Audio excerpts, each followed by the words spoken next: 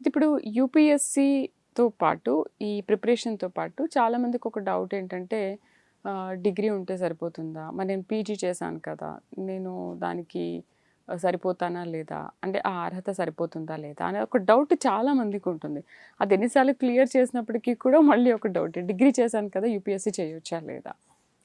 బేసిక్‌గా ఏంటంటే అండి, ఇది all India level civil services exam అనేది మన కాన్స్టిట్యూషన్ పరంగా ప్రతి ఒక్కళ్ళకి గూడా ఆ సివిల్ సర్వీసెస్ ఐఏఎస్, ఐపీఎస్ ఒక సింహాసనం లాంటిది. హ్మ్. కానీ అక్కడ కూర్చొని 30, 35 ఏళ్ల పాటు సర్వీస్ చేసే అవకాశం కాన్స్టిట్యూషన్ మనందరికీ ఇచ్చింది. అది ఎవరికి బేసిక్ రెండే 2 ఎలిజిబిలిటీసు 21 ఇయర్స్ ఏజ్ అటైన్ అయ్యి ఉండాలి. హ్మ్. అలాగే ఏదైనా ఒక గ్రాడ్యుయేషన్. అది ఓకే. డిగ్రీ అవ్వచ్చు, ఇంజినీరింగ్ అవ్వచ్చు, మెడిసిన్ అవ్వచ్చు, లేదా డిస్టెన్స్ ఎడ్యుకేషన్‌లో ఇంట్లో కూర్చొని డిస్టెన్స్‌లో చేసిన హ్మ్. హ్మ్. సర్టిఫికేట్ అయినా కావచ్చు. వాళ్ళు ఒక కూడా రాయొచ్చు. రికగ్నైజ్డ్ యూనివర్సిటీ నుంచి. సో, అలా చేసిన వాళ్ళందరూ గూడా ఈ సివిల్ సర్వీసెస్ ఎగ్జామ్‌కి అర్హులే. ఓకే. ఎగ్జామ్ రాయటానికి. సో, అలా రాస్తూ సివిల్ సర్వీసెస్ మోడ్‌లోనే ప్రిపేర్ అయ్యి డిస్టెన్స్ ఎడ్యుకేషన్‌లో డిగ్రీ చేసి 2, 3 సంవత్సరాలు దీని మీద కూర్చొని సక్సెస్ అయిన వాళ్ళు కూడా ఎగ్జాంపుల్స్ కూడా ఉన్నాయి. ఓకే. కానీ వాళ్ళనే చూసి మనం మిస్‌లీడ్ అవ్వకుండా వాళ్ళు అప్రోచ్ అయిన విధానం ఏంటి? వాళ్ళు ఏ రకంగా ఈ ప్రిపరేషన్‌ని టాకిల్ చేశారు?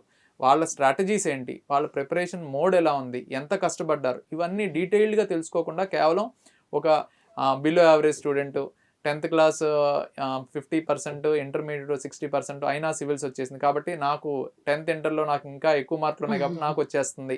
సో, ఇటువంటి కంపారిజన్స్ అంటే ఆహ్, సూపర్ఫిషియల్‌గా పైపైన ఆహ్, డెప్త్‌లో ఆలోచించకుండా తీసుకునే డెసిషన్స్ అనేవి కరెక్ట్ కాదు. మనకొక ప్రాపర్ గైడెన్స్ కావాలి.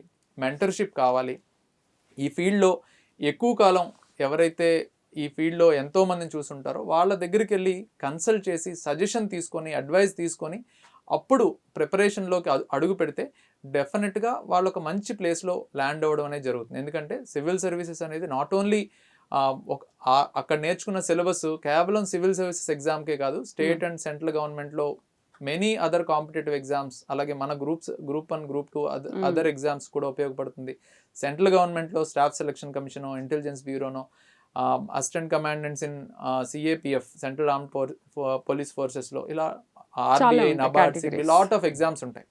సో, అడ్మినిస్ట్రేటివ్ క్యాడర్‌లో. సో, వీటన్నిటిని కూడా దృష్టిలో పెట్టుకొని ఒక ప్రాపర్ ప్లానింగ్‌తో వెళ్తే ఇదొక మంచి ఆప్షన్ కెరియర్ సెటిల్మెంట్‌కి.